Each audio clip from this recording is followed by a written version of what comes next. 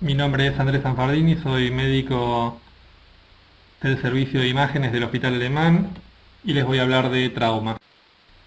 Se entiende por traumatismo un daño producido en el cuerpo por una acción violenta de un agente externo.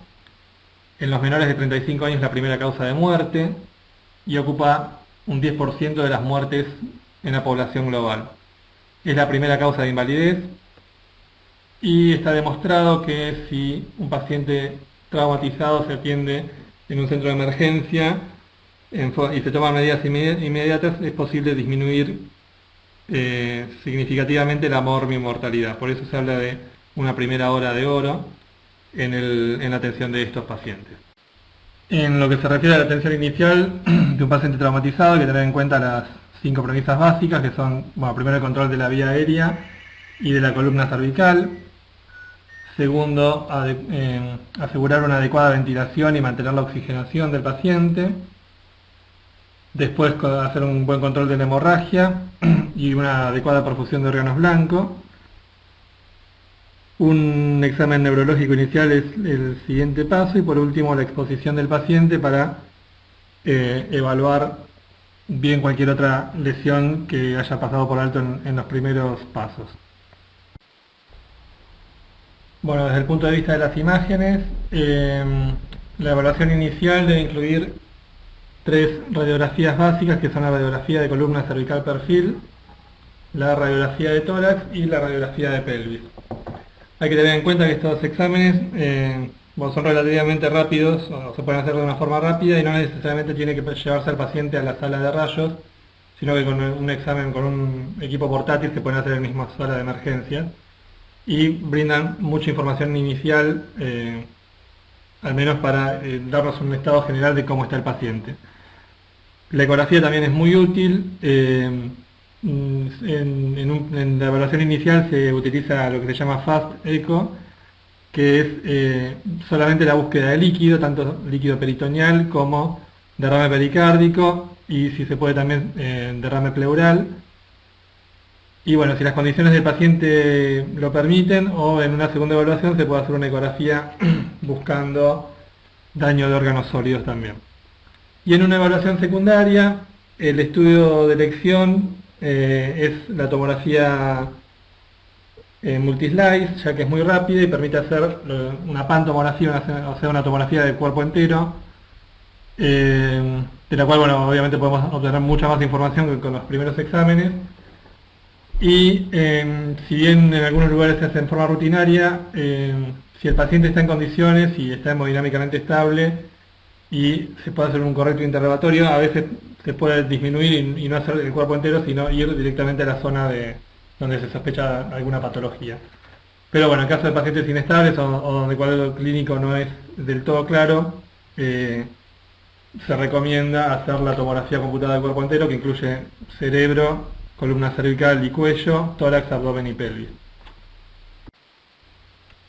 Bueno, en esta clase vamos a ver en forma separada el traumatismo craneoencefálico, después el traumatismo torácico, el abdominal, el traumatismo de la columna vertebral y por último vamos a hablar un poco de lesión del aparato locomotor.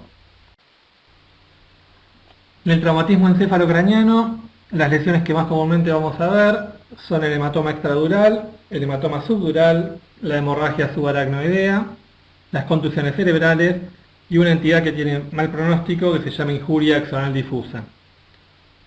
La forma de evaluarlos va a ser inicialmente por la tomografía computada, que es un método rápido, no requiere la utilización de contraste y evalúa muy bien las estructuras óseas, evalúa relativamente bien el parénquima cerebral y además muy bien los hematomas, ya que la sangre en periodo agudo es espontáneamente densa. Después la resonancia magnética brinda mucha mejor información sobre el parénquima cerebral, también sobre todo en las colecciones hemáticas nos puede dar más información sobre el estadio en que se encuentra y es el método de elección sobre todo para la injuria axonal difusa. Y por último la angiografía se utiliza en casos selectivos donde se sospeche algún daño vascular, sobre todo las disecciones. El espacio extradural o epidural es el espacio comprendido entre la tabla interna del cráneo y la dura madre. Y los hematomas que se forman en este espacio generalmente son de origen arterial, ya por lesión de la arteria meningia media o de alguna de sus ramas, y en los niños también puede ser de origen venoso. Clásicamente está descrito el intervalo lúcido, o sea, desde que se produce el traumatismo hasta que aparecen los síntomas puede haber un periodo de tiempo variable, debido a que a la forma lenta en que se va acumulando la sangre en este espacio. Como la dura madre está firmemente adherida a la tabla interna del cráneo, estos hematomas clásicamente se los reconoce porque tienen una forma biconvexa y porque no atraviesan las suturas, a diferencia de los subdurales que sí la pueden atravesar. Y la gran mayoría de las veces están en la región temporal o temporoparietal y se asocian a fracturas de cráneo. Bueno, esta es una tomografía computada de un paciente con traumatismo encefalocraniano. Del lado izquierdo de la pantalla tenemos una ventana para evaluar parénquima cerebral y del lado derecho la ventana para evaluar estructuras óseas. Podemos observar una lesión espontáneamente densa en forma biconvexa, que es la forma clásica de los hematomas epidurales, y en la imagen para evaluar estructuras óseas vemos que hay una fractura de cráneo que está señalada por la flecha. El espacio subdural es el espacio ocupado entre la dura madre y la aracnoides. Está ocupado por vasos venosos comunicantes, que son los que se lesionan en este tipo de hematomas. No necesariamente tiene que ser un traumatismo grave que produzca este tipo de hematomas. Muchas veces, sobre todo en pacientes añosos, se produce una lesión, un traumatismo leve, que hace que se vaya acumulando sangre progresivamente y entonces se da un deterioro lento, un deterioro neurológico lento, y llegan al diagnóstico cuando ya están en un periodo subagudo crónico.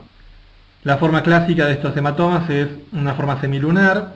A diferencia de los hematomas epidurales, los hematomas subdurales pueden cruzar las suturas, y hay que tener en cuenta también una entidad que se llama higroma subdural, que a diferencia del hematoma se debe a una acumulación de líquido cefalorraquídeo.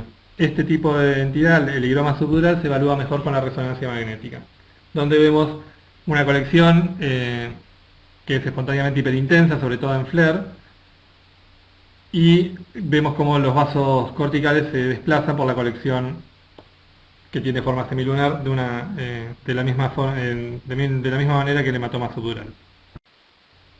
Bueno, esta es una tomografía computada de un paciente que tuvo un traumatismo de cráneo, donde vemos una colección en forma de semiluna, frontoparietal derecha, que cruza las suturas a diferencia de la anterior, y otra particularidad que tienen los hematomas es que producen mucho mayor efecto de masa que los epidurales.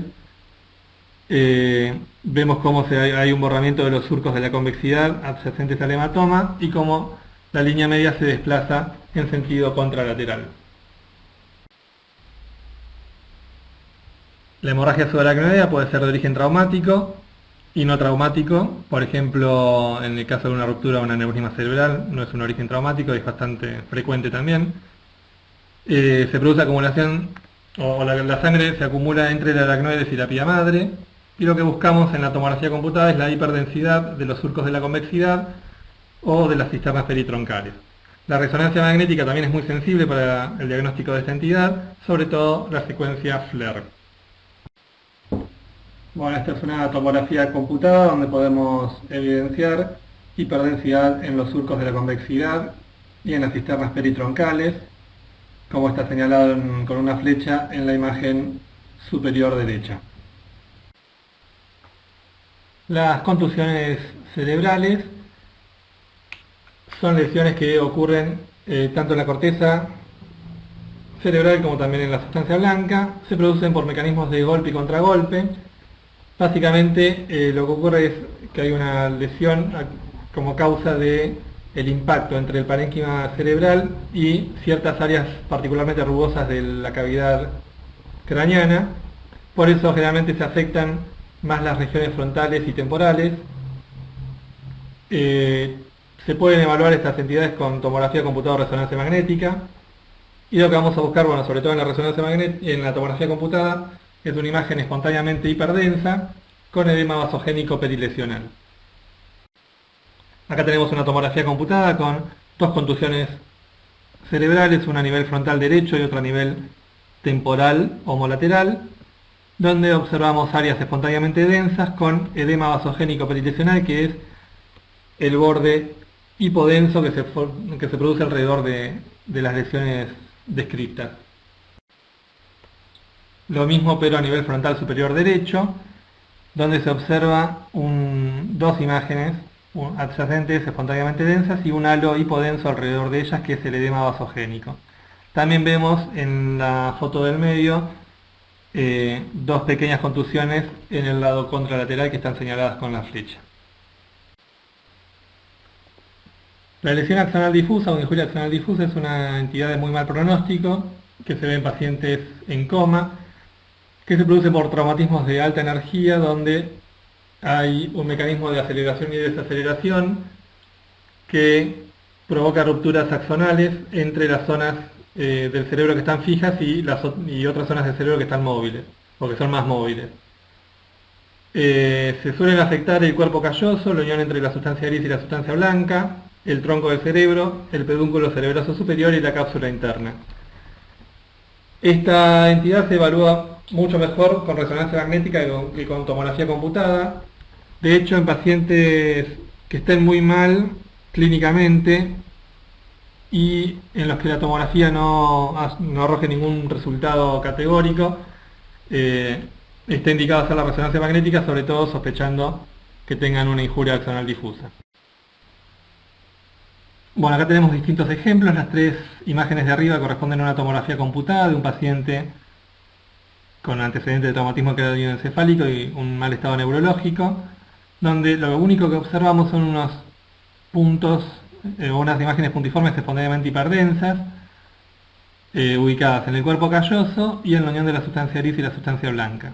Fíjense que no hay un gran efecto de masa, que hay una correcta diferenciación, uno puede apreciar bien la sustancia gris y la sustancia blanca, o sea que los hallazgos tomográficos la verdad que son bastante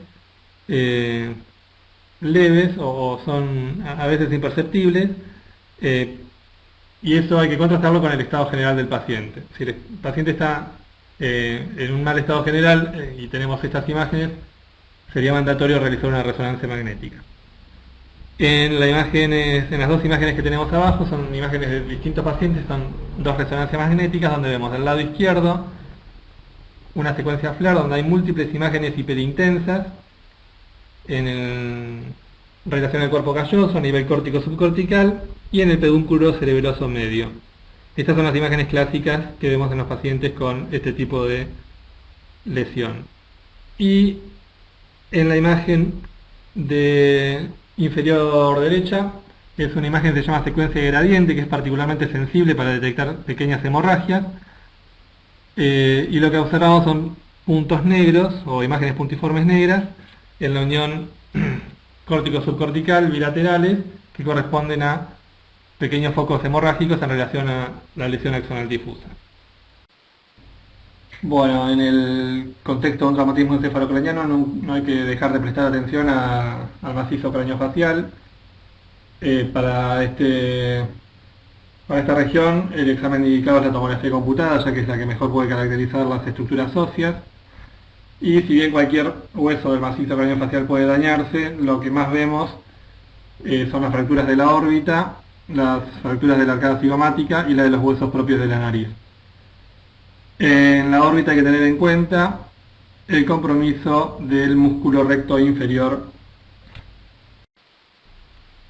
que es el músculo que suele herniarse cuando hay una fractura del piso de la órbita y que afecta la movilidad ocular.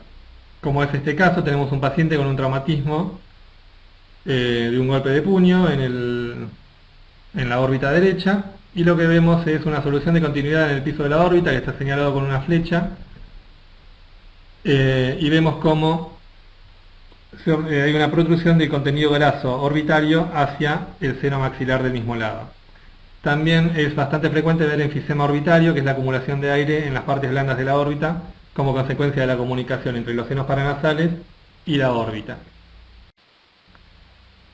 Después tenemos otro paciente que también con un traumatismo múltiple en las dos imágenes superiores, que son tomografía computada, donde vemos cómo también hay enfisema, o sea, enfisema orbitario y cómo hay un daño en la lámina cribosa del etmoides y la consecuente acumulación de aire también en la cavidad craneana.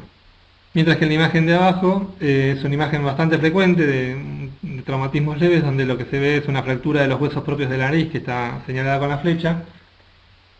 Son muy frecuentes y que no requieren ningún tratamiento en particular, pero es parte también del espectro de traumatismo que podemos tener en el macizo craneofacial. Pueden ir desde estas lesiones leves que tenemos en la imagen inferior hasta lesiones realmente graves como la que tenemos en las dos imágenes superiores. El traumatismo torácico puede ser cerrado o abierto.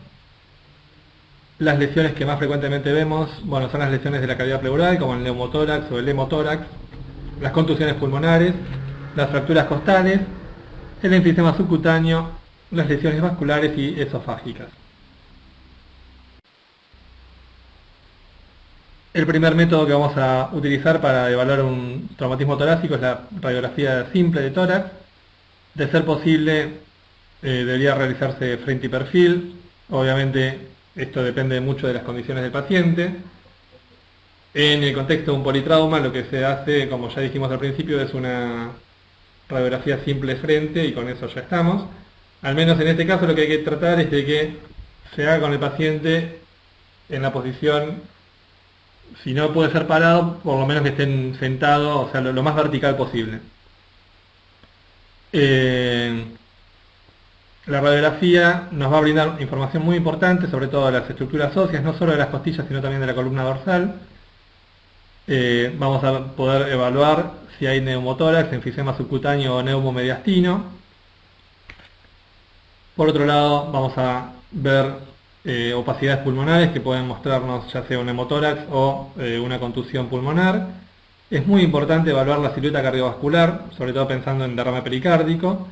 Y por último, al estar el paciente parado o semisentado, en el caso de que tenga aire en la cavidad abdominal, el aire va a acumularse por debajo de las cúpulas diafragmáticas y vamos a poder evaluar el neumoperitoneo. La ecografía es útil en el contexto del traumatismo torácico, sobre todo cuando buscamos líquido, ya sea en el hemotórax o derrame pericárdico. También puede servir de guía en el caso de que sea necesario un drenaje del mismo. Y la tomografía es claramente útil para evaluar el tórax en general. Es necesario que el paciente esté estable hemodinámicamente. Dentro de lo posible, si bien es un estudio rápido, hay que tener en cuenta que es un examen que se realiza con el paciente en apnea, o sea, hay que pedirle que deje de respirar por unos segundos. Esto no siempre es posible, pero bueno, aún en malas condiciones, o sea, cuando el paciente no puede seguir determinadas instrucciones, aún así es útil la tomografía computada. Pero dentro de lo posible, el paciente tiene que estar estable hemodinámicamente. Si se puede, y si sospecha sobre todo lesión aórtica, hay que hacerle el examen con contraste endovenoso para evaluar bien las estructuras vasculares. Y estaría indicada cuando hay hallazgos dudosos en la radiografía o cuando hay sospecha de lesiones secundarias que no fueron apreciadas en una primera inspección. Bueno, acá tenemos una radiografía de tórax frente, donde vemos un neumotórax, que se puede apreciar mejor en la imagen magnificada de la derecha. Y lo que se ve en el neumotórax es, primero, un desplazamiento de la línea pleural, que se señala con una flecha, y un área hiperclara en el hemitórax, sobre todo en el vértice pulmonar, donde no vemos trama vascular, la trama vascular normal que podemos apreciar en los campos inferiores. En la tomografía computada, bueno, vemos lo mismo, vemos el desplazamiento de la línea pleural y áreas con densidad aérea periférica. Obviamente podemos ver neumotórax de mucha menor magnitud que en la radiografía simple, pero es cierto también que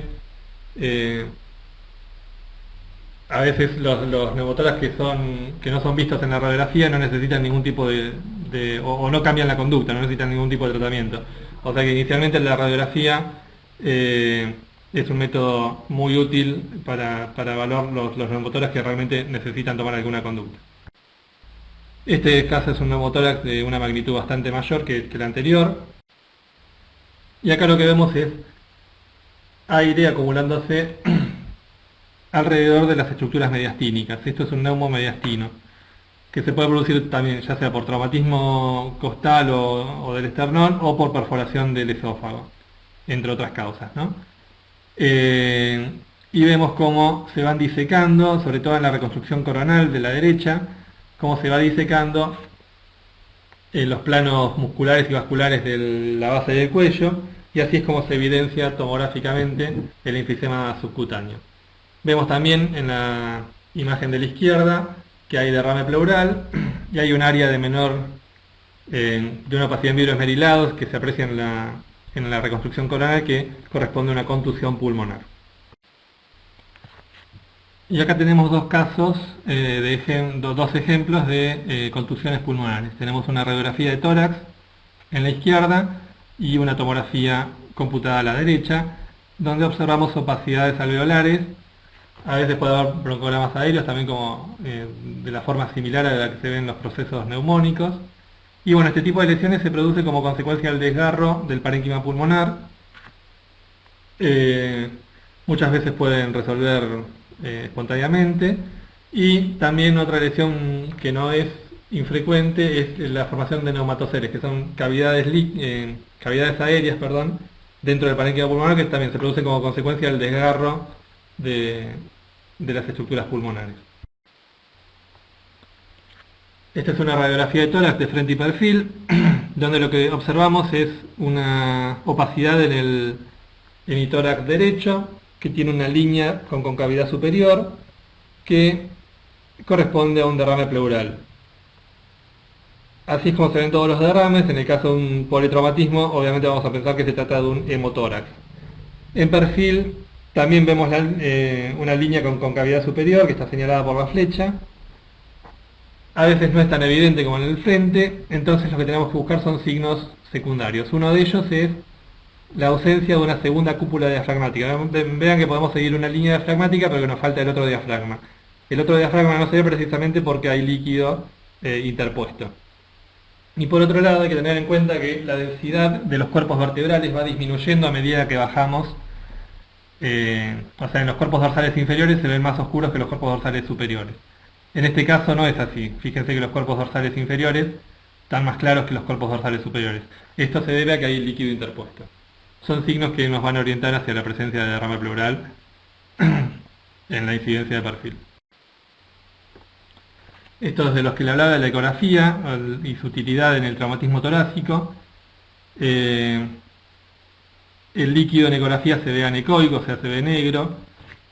Entonces lo que vamos a ver es la acumulación de líquido entre el diafragma, que está señalado con una flecha, y la pared torácica.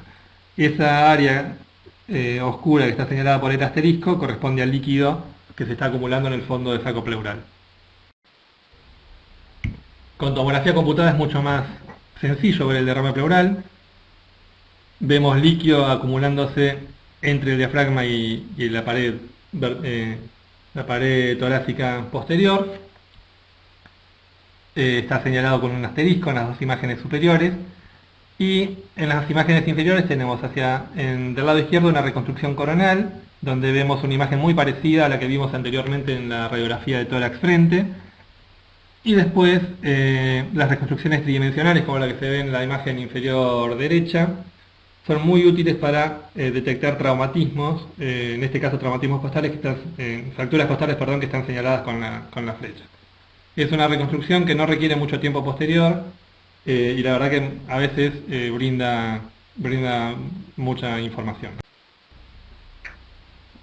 El traumatismo abdominal puede ser cerrado o abierto, al igual que el traumatismo torácico, y se va a valorar con radiografía, no la radiografía de abdomen propiamente dicha, sino la de tórax y pelvis, que se utilizan para la evaluación inicial del paciente con un politraumatismo.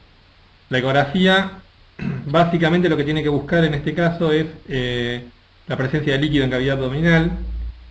Es lo que ayuda a determinar conducta al médico de emergencia. Si se puede, si el paciente lo permite y si están las condiciones dadas, vamos a evaluar también los distintos órganos buscando lesiones intrínsecas, pero al menos inicialmente lo que tenemos que tener es la capacidad de decirle al médico que está tratando al paciente traumatizado si en la cavidad abdominal hay líquido o no. Para una mayor valoración del traumatismo abdominal, la tomografía computada con contraste es el método de elección. ¿Por qué con contraste? Porque nos va a brindar una mayor resolución tisular y porque vamos a evaluar las estructuras vasculares abdominales que muchas veces se pueden lesionar también. Si se puede, dentro de lo posible, podemos utilizar también contraste oral, que nos opacificaría el tracto gastrointestinal, pero esto no siempre es posible. Entonces, con usar contraste endovenoso ya nos alcanzaría. Después hay determinadas situaciones donde se usan otros métodos, por ejemplo la cisturetrografía, en el caso de que se sospeche una lesión de uretra, sobre todo en traumatismo pelviano, y la arteriografía, que se utiliza en casos de grandes hematomas pelvianos, por ejemplo, o cuando hay una lesión del pedúnculo renal, donde no solamente es diagnóstica, sino que a veces es también terapéutica. Bueno, acá tenemos una placa de tórax donde lo que observamos es aire por debajo de ambas cúpulas diafragmáticas. Así es como se ve el neumoperitoneo. Por eso es importante tener que el paciente esté de pie. Si el paciente está acostado, esto no lo vamos a ver nunca. Bueno, con respecto a la ecografía, tenemos un esquema del lado izquierdo donde nos muestra las zonas donde deberíamos ir a buscar colecciones líquidas. En la primera es en la región sifoide, en realidad lo que buscamos ahí es la presencia de derrame pericárdico. Después, tanto en el hipocondrio derecho como izquierdo, y por último en la cavidad pelviana, en el fondo de saco de Douglas. En las imágenes que tenemos del lado derecho, en la imagen superior izquierda tenemos las distintas cavidades del corazón, y con la flecha está señalando la cavidad pericárdica, donde deberíamos buscar líquido. Después en la imagen superior derecha está el espacio de Morrison, que es el espacio ubicado entre el lóbulo derecho hepático y el riñón derecho. En la imagen inferior izquierda lo que tenemos es el vaso, es el hipocondrio izquierdo, donde tenemos el espacio entre el vaso y el riñón izquierdo señalado con la flecha. Y en la imagen inferior derecha lo que tenemos es el fondo de saco de Douglas. Con una R, fíjense que está señalado el recto, y con una V la vejiga, y el espacio hiperecogénico, o sea, brillante entre ellos dos, es el fondo de saco de Douglas, que es donde también tenemos que buscar líquido en pacientes con traumatismo. Y acá podemos ver en la imagen superior izquierda, con la H está señalado el hígado, y fíjense cómo hay toda una acumulación de líquidos señalado con el asterisco rodeando al lóbulo derecho hepático. En la imagen superior izquierda tenemos el vaso señalado con una B y una Z, y el riñón izquierdo, y vemos cómo se acumula líquido entre estos dos órganos, también señalado con el asterisco.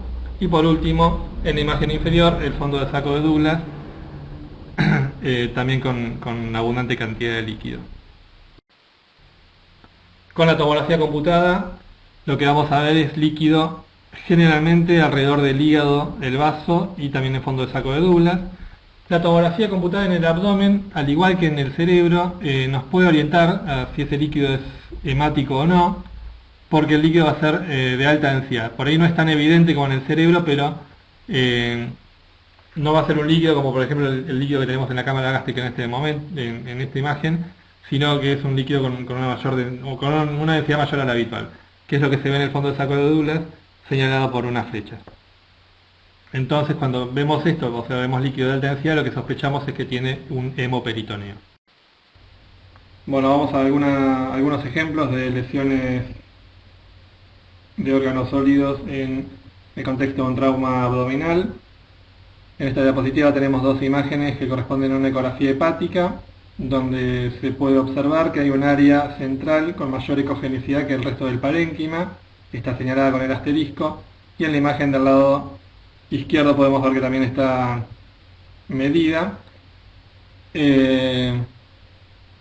Estas imágenes no son siempre tan evidentes, y el paso siguiente a partir de este hallazgo es pedir una tomografía computada.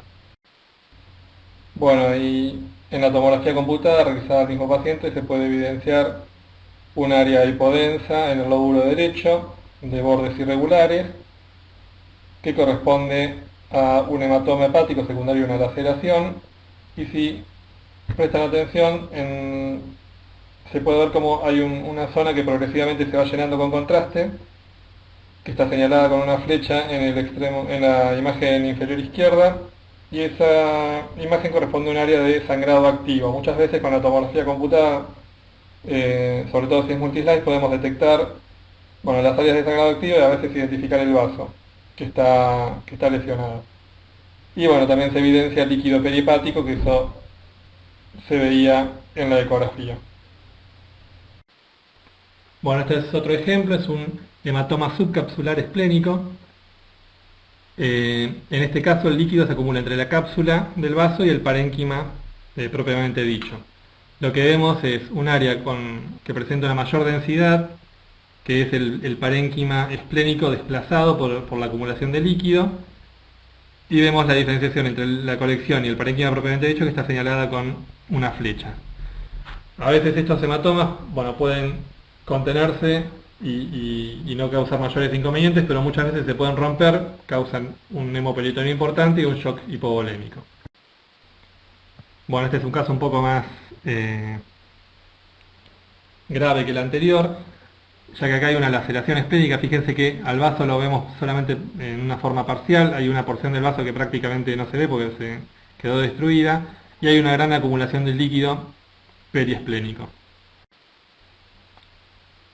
Este, es un caso de lesión del mesenterio con daño vascular, que está señalado con una flecha.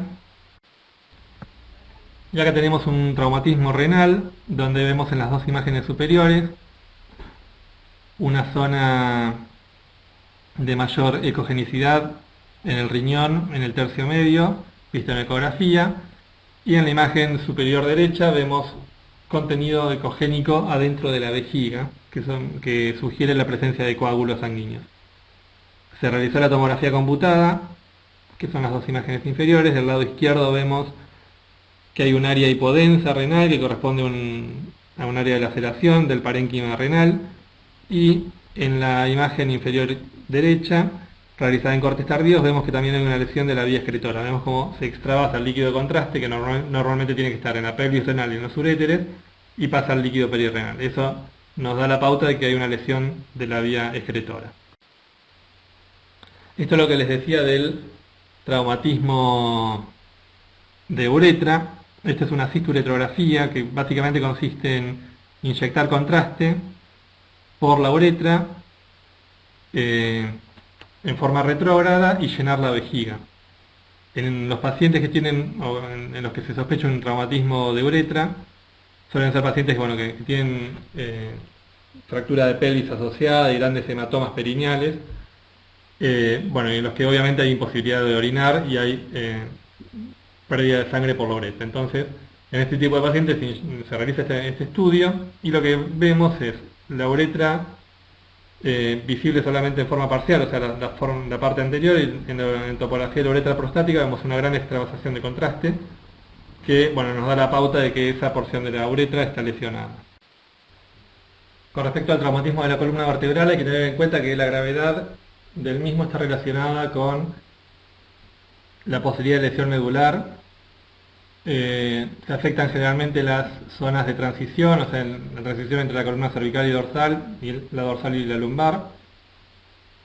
Y en una primera aproximación es importante determinar si las fracturas son estables o inestables. Para determinar la estabilidad o no de un traumatismo vertebral, clásicamente se divide la columna en tres porciones: una porción anterior, una media y una posterior. La porción anterior está formada por los 2/3 del cuerpo vertebral, los 2/3 del disco y el ligamento vertebral común anterior. La porción media está formada por el tercio posterior del disco, el tercio posterior del cuerpo vertebral y el ligamento vertebral común posterior. Y la columna posterior está formada por los arcos neurales, o sea, los pedículos, las apófisis interarticulares, las láminas y las apófisis espinosas. como así también los elementos ligamentarios relacionados, sobre todo los ligamentos amarillos. Clásicamente se establece que una lesión es inestable si se afectan dos de las tres columnas. El traumatismo vertebral lo vamos a valorar inicialmente con radiografía simple, sobre todo la columna cervical. En el contexto de un politrauma vamos a tener ya la radiografía perfil de columna cervical. La tomografía computada es muy útil para valorar estructuras óseas, sobre todo si es multislice. Podemos hacer reconstrucciones multiplanares y tridimensionales que nos dan mucha información. La resonancia magnética es el método de elección para evaluar la lesión medular y para evaluar las estructuras, las partes blandas, o sea, la patología discal y ligamentaria. Y también nos brinda información sobre la médula ósea. Este es un paciente con un traumatismo cervical, donde vemos en una radiografía, que es la imagen a la izquierda, un trazo lineal radiolúcido con desplazamiento anterior de la apófisis odontoides, que está señalado con la flecha, y en el mismo paciente la tomografía computada con reconstrucciones sagitales y coronales, donde se hace evidente la fractura en la base de la apófisis odontoides. Esta es una fractura del atlas, donde vemos señalados con flecha fracturas tanto en el arco anterior como posterior del atlas y desplazamiento de los fragmentos óseos. Bueno, este es otro caso de un colapso acuñamiento de una vértebra. En este caso la vértebra es la C7. Este es un tipo de fractura estable porque solamente está afectada la columna o la porción anterior de las tres porciones que les mencionaba anteriormente. Y este es un ejemplo de cómo las reconstrucciones nos ayudan no solamente a ver la lesión vertebral propiamente dicha, sino a ver cómo quedaron las relaciones entre los distintos cuerpos vertebrales y la alineación general de la columna. La resonancia magnética, les decía que nos brinda información sobre la médula ósea, que es muy importante, ya que podemos obtener una tomografía computada o una radiografía de una columna lumbar donde vemos un colapso de un cuerpo vertebral, y suele plantearse la duda si ese colapso vertebral es nuevo o es viejo. En este caso, la resonancia magnética nos ayuda porque en el caso de que sea un colapso vertebral nuevo, se va a generar edema óseo, y hay determinadas secuencias que nos ayudan a evidenciarlo o que lo ponen más en evidencia. Acá tenemos tres secuencias que son la de la izquierda, que es un T2, porque fíjense que el líquido se ve blanco. La del medio es un T1, donde el líquido se ve negro. Tengan en cuenta para la valoración del líquido la vejiga, que está abajo a la izquierda en las tres imágenes.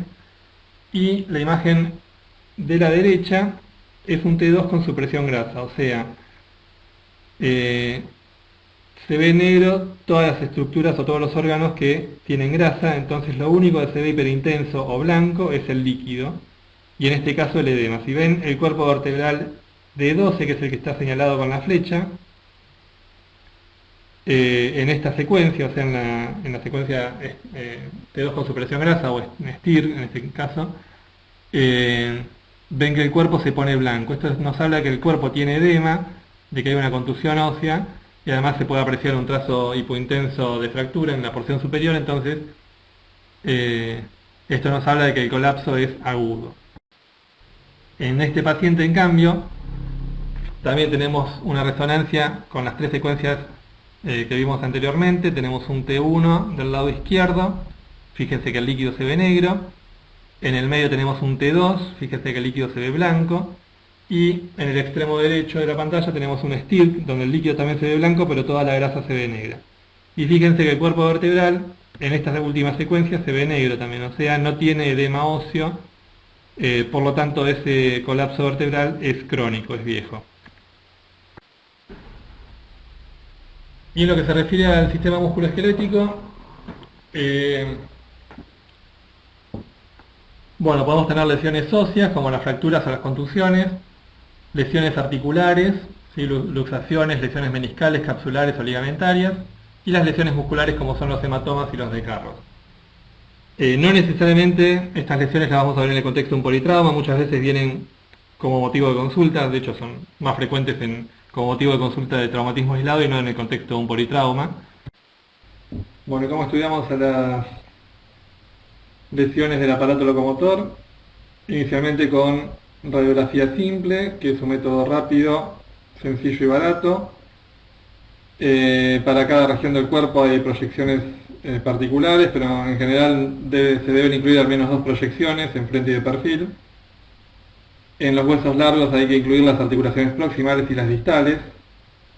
La tomografía computada es muy útil también para la estructura ósea y sobre todo en regiones anatómicamente complejas, por ejemplo la muñeca o el hombro.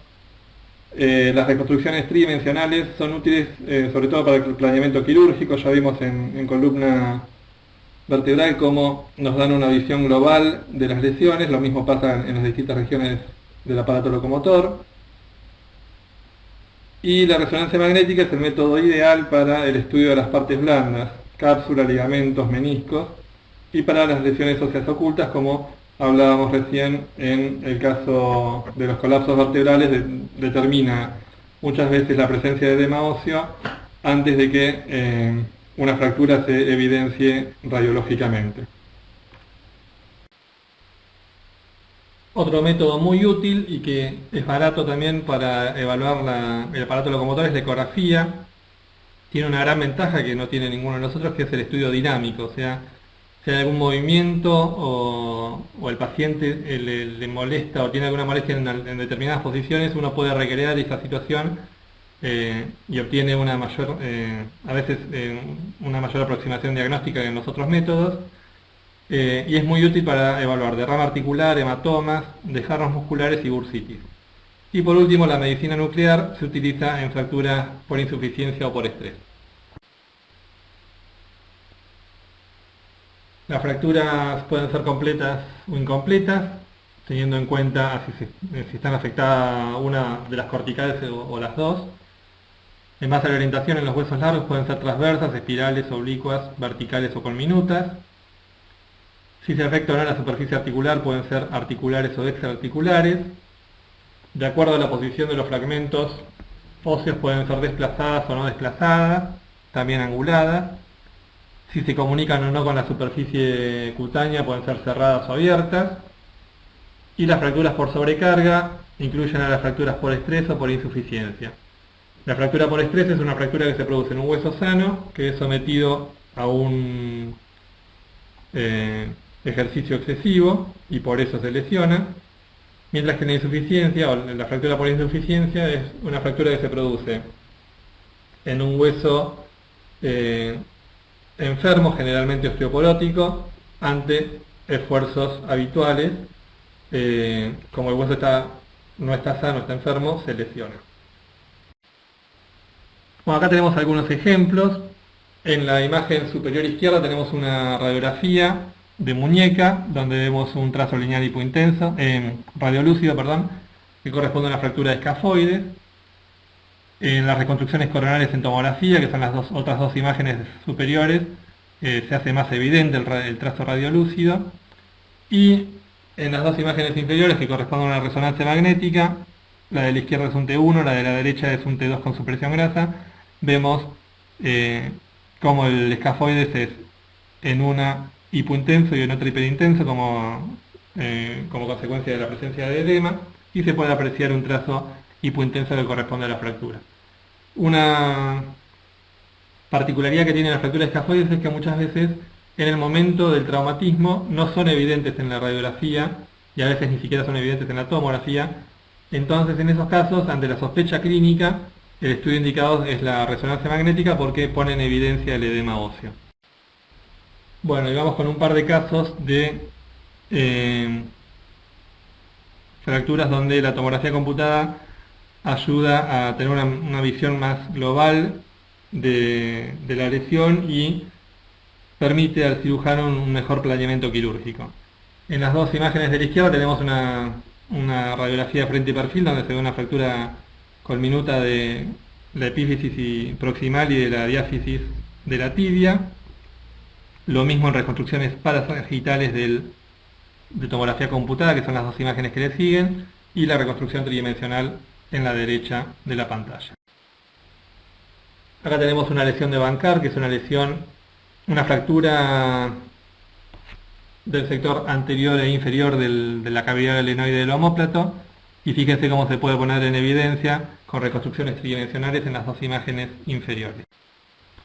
Y por último tenemos una pantomografía donde vemos varias lesiones, no solamente del aparato locomotor, como se ve en el húmero derecho y en el fémur izquierdo, sino también una gran contusión pulmonar, como se ve en el hemitórax izquierdo. Bueno, eso es todo, espero que les haya sido de utilidad. Desde ya muchas gracias por su atención.